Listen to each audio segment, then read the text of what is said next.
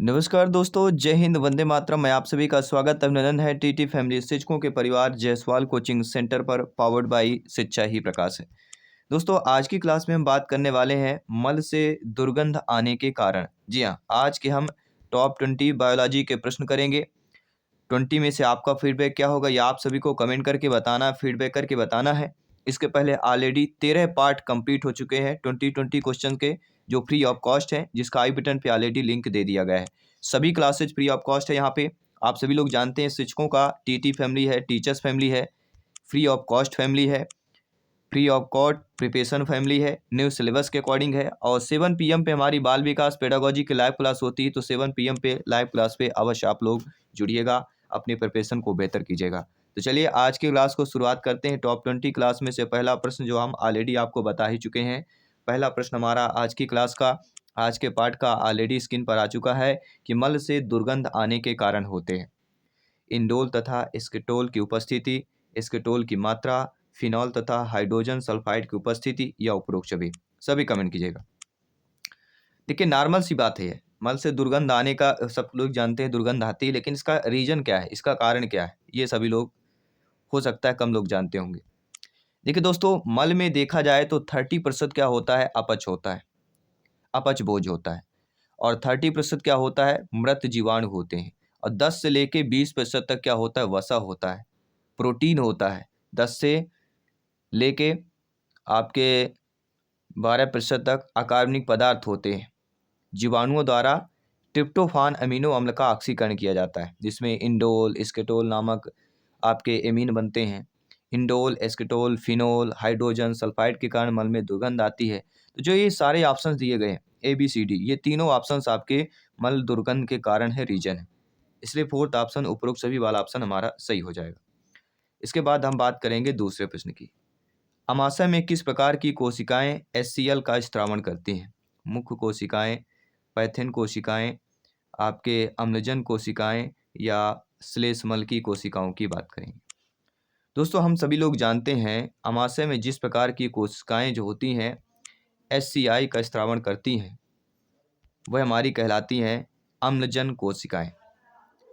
अमाशय में जठर रस का स्त्रावण करने वाली फंडिक ग्रंथियां होती हैं, और इन ग्रंथियों में केंद्रीय कोशिकाएं, ऑक्स्टिन कोशिकाएं पाई जाती हैं। और ऑक्स्टिन कोशिकाएं HCl का स्त्रावण करती हैं। और HCl निष्क्रिय पेप्सिनोजन को सक्रिय पेप्सिन तथा प्रोरेनिन को क्या है, रेनिन में बदल देता है। तो हम किसकी बात करेंगे, अम्लजन कोशिकाओं की बात करेंगे। इसके बाद अगला प्रश्न है, लैंगरहैंस द्वीप समूह में कितने प्रकार की कोशिकाएं पाई जाती हैं? हम सभी लोग जानते हैं लैंगरहैंस द्वीप समूह में मुख्यतः 4 प्रकार की कोशिकाएं पाई जाती हैं। जी हाँ दोस्तों, कौन कौन से? एक होता है अल्फा कोशिकाएं, दूसरा होता है बीटा कोशिकाएं, तीसरा होता है डेल्टा कोशिकाएं, और चौथा होता है PP कोशिकाएं। ये 4 प्रकार की आपके लैंगरहैंस द्वीप समूह की कोशिकाएं पाई जाती हैं। अगला है, निम्नलिखित में से कौन सी ग्रंथि मेढक की त्वचा में पाई जाती है और खरहे की त्वचा में नहीं? तो मेढक की त्वचा में केवल पाई जाती है, ना कि खरहे की त्वचा में। तेल ग्रंथि, श्वेत ग्रंथि, आपका श्लेष्म ग्रंथि या मोल की ग्रंथि की बात करेंगे। तो ऐसी ग्रंथि जो मेढक की त्वचा में पाई जाती है और खरहे की त्वचा में नहीं पाई जाती है, वह कहलाती है श्लेष्म ग्रंथि। दोस्तों, उभयचरों में कार्य की आधार पर 2 प्रकार की त्वचा ग्रंथियां पाई जाती हैं। एक श्लेष्म ग्रंथियां, दूसरा होता है विष ग्रंथियां, विष श्लेष्म ग्रंथियां। विषम श्लेष्म ग्रंथियां छोटी तथा संख्या में अधिक होती हैं। ये श्लेष्म का स्त्रावण करती हैं, जो त्वचा को नम व चिकनी बनाए रखता है।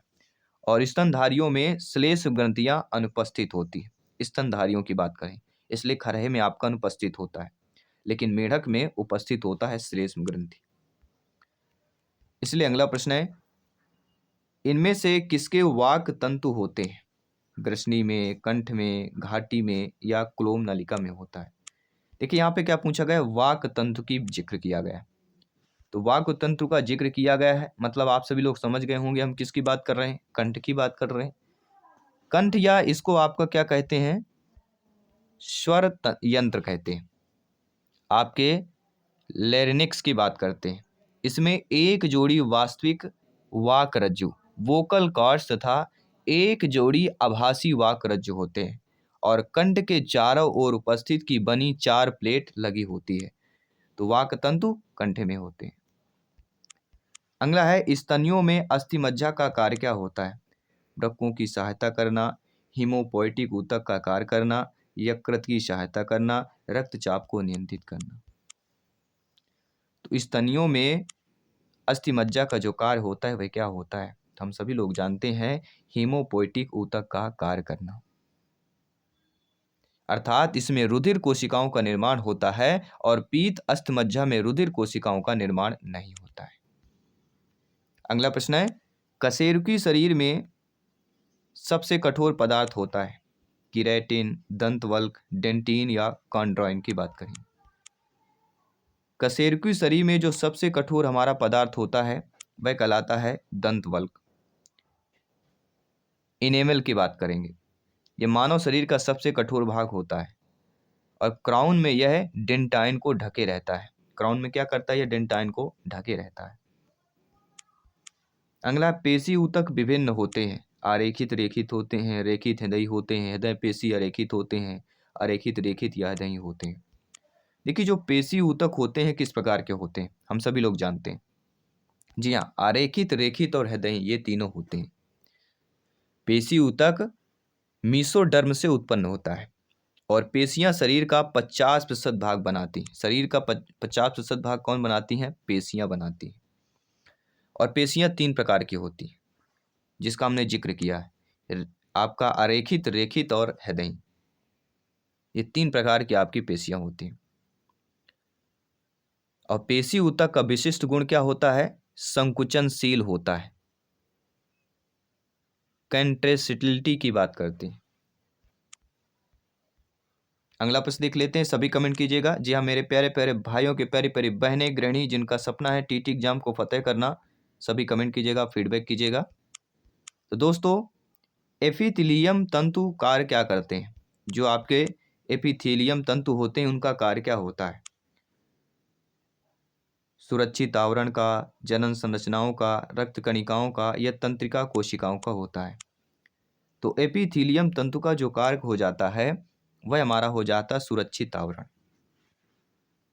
जी हाँ दोस्तों, उपकला ऊतक की कोशिकाएं क्या होती हैं, एक दूसरे से सटी रहती हैं और एक अकोशिकीय आधार कला पर लगी रहती है। और उपकला ऊतक जो होता है वह चयनात्मक अवरोध की भांति कार्य करता है और नीचे के ऊतकों को सुरक्षा प्रदान करता है, इसलिए सुरक्षा आवरण की बात करेंगे। अगला प्रश्न है तंत्रिका तंत्र की इकाई यूनिट क्या होती है। हम सभी जानते हैं, जी हाँ हम सभी जानते हैं तंत्रिका तंत्र की यूनिट इकाई तंत्रिका कोशिका होती है। तंत्रिका ऊतक का उद्गम किससे होता है, एक्टोडर्म से होता है। एक्टोडर्म, जी हाँ दोस्तों। और तंत्रिका ऊतक की इकाई तंत्रिका कोशिका का न्यूरॉन कहलाती है। तंत्रिका कोशिका का क्या कहलाती है, न्यूरॉन कहलाती है। ये भी नोट करते जाना। अगला प्रश्न है जो स्क्रीन पर है, हीमोग्लोबिन के एक अणु से ऑक्सीजन के अधिकतम कितने अणु संयुक्त होते हैं। हम सभी जानते हैं 4 अणु जो है संयुक्त होते हैं। अणु में 4 पॉलीपेप्टाइड श्रृंखलाएं होती हैं, 2 अल्फा श्रृंखलाएं, 2 बीटा श्रृंखलाएं, ये हीम से जुड़ी होती हैं। अर्थात हीमोग्लोबिन की पारफायरिन वलय में लौह फेरस अवस्था में होता है और उसके एक अणु में ऑक्सीजन का अधिकतम 4 अणु संयुक्त हो सकते हैं। अगला प्रश्न है भीगे एवं ठंडे मौसम में हम मूत्र त्याग अधिक क्यों करते हैं। अक्सर देखोगे ठंड मौसम में अगर नहाने के पहले जैसे थोड़ा बहुत पानी आता है तो मूत्र त्याग करने का इच्छा होता है या अधिक होता है, ये क्रिया अधिक होती है। इसका रीजन क्या होता है, इसका कारण क्या होता है, तो इसका रीजन कारण क्या होता है, पसीना कम आना।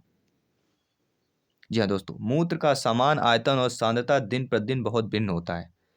यह खाए गए भोज्य पदार्थ एवं द्रव्य पेय पदार्थों पर निर्भर करता है।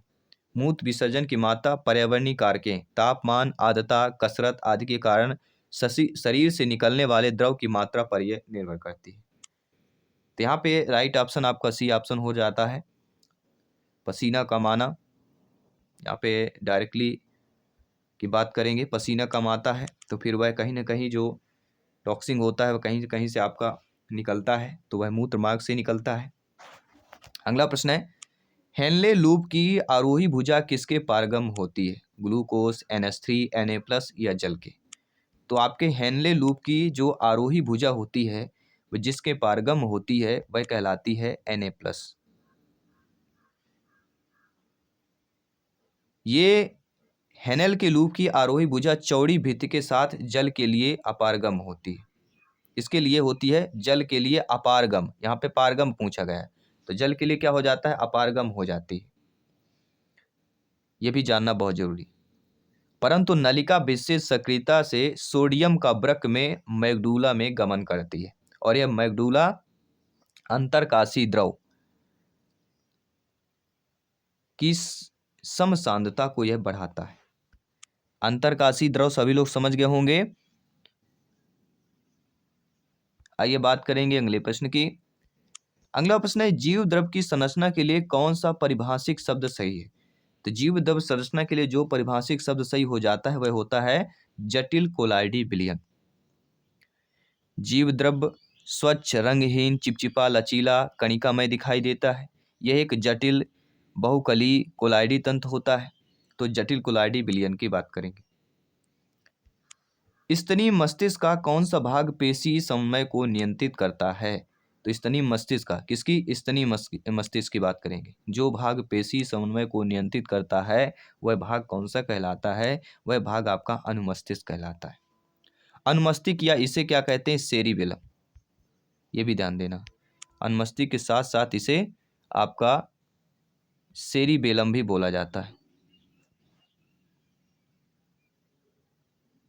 सेरिबेलम पांस बैरोली और मैग्डूला ऑब्लोगेटा के पृष्ठ पर होता है। यह दो अनुमस्तिष्क गोलार्धों में विभाजित होता है। अनुमस्तिष्क संतुलन, अनुरक्षण, पेशी समन्वय और पेशी टोन के लिए जिम्मेदार होता है। इसके बाद अगला प्रश्न है, निम्नलिखित में से कौन सा एंजाइम प्रोटीन के पाचन को प्रारंभ करता है? देखिए, प्रोटीन के पाचन को जो एंजाइम हमारा प्रारंभ करता है वह कहलाता है पेप्सिन। निष्क्रिय पेप्सिन HCl के संपर्क में आकर सक्रिय एंजाइम पेप्सिन में बदल जाता है। अगला प्रश्न है, हीमोग्लोबिन की सबसे अधिक बंधुता होती है किससे होती है? तो हीमोग्लोबिन की सबसे अधिक जो बंधुता होती है CO2 से, CO से, O2 से या NH3 से होती है। तो हम सभी लोग जानते हैं, ज्ञानी सर्व व्याख्याता लोग हैं, भावी अध्यापक अध्यापिकाएं हैं, कि हीमोग्लोबिन की सबसे अधिक जो बंधुता होती है वह आपकी किस में होती है? आपके कार्बन मोनोऑक्साइड CO से होती है।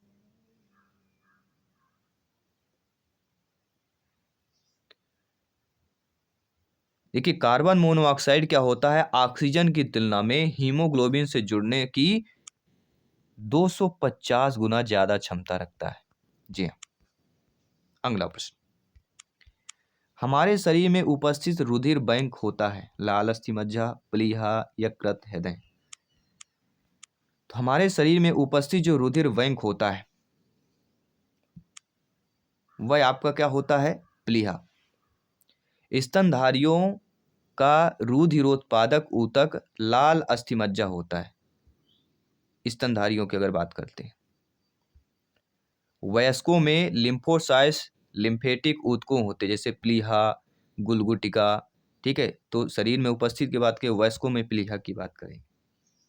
लेकिन स्तनधारियों का रुधिरोत्पादक ऊतक जो होता है वह लाल अस्थिमज्जा। लेकिन वयस्कों में लिम्फोसाइट्स लिम्फेटिक ऊतकों जैसे प्लीहा, गुलगुटिका, लसिका गाठों, थाइमस द्वारा बनाए जाते हैं। और प्लीहा हमारे शरीर में ब्लड बैंक की तरह यह कार्य करता है। अगला प्रश्न है, डाउन संलक्षण क्या होता है? जी हाँ दोस्तों, अलिंगी सूत्र होता है, असमानता, लिंग सूत्र, असमानता, लिंग सहलग्नता या इनमें से कोई नहीं। देखिए, डाउन जो संलक्षण दोस्तों कहलाता है वह कहलाता है अलिंग सूत्री असमानता, जो कि डाउन सिंड्रोम को मंगोलियन इंडियोशी भी कहते हैं। और इसमें 21वीं जोड़ी के काय गुणसूत्रों में 2 की जगह 3 गुणसूत्र होते हैं। और ऐसे व्यक्तियों की आंखें तिरछी, जीभ मोटी, हथेली पर पैर, अनियमित तथा मुख खुला हुआ होता है और ये कुंद बुद्धि वाले होते हैं। डाउन सिंड्रोम को मंगोलियन डिडोसी की बात करेंगे तो अलिंग सूत्री असमानता की बात कर देंगे। अगला प्रश्न है, हृदय भित्ति बनी होती है किससे बनी होती है? तो हम सभी लोग जानते हैं हृदय जो भित्ति होती है बाह्य हृदय स्तर, मध्य स्तर, अंतः स्तर, इन तीनों से बनी होती है। हृदय की दीवार जो है हृदय पेशियां की बनी होती है। ये पेशियां शाखान्वित और रेखित किंतु अनैच्छिक होती हैं और इस स्तर को पेशी हृदय स्तर या मायोकार्डियम कहते हैं।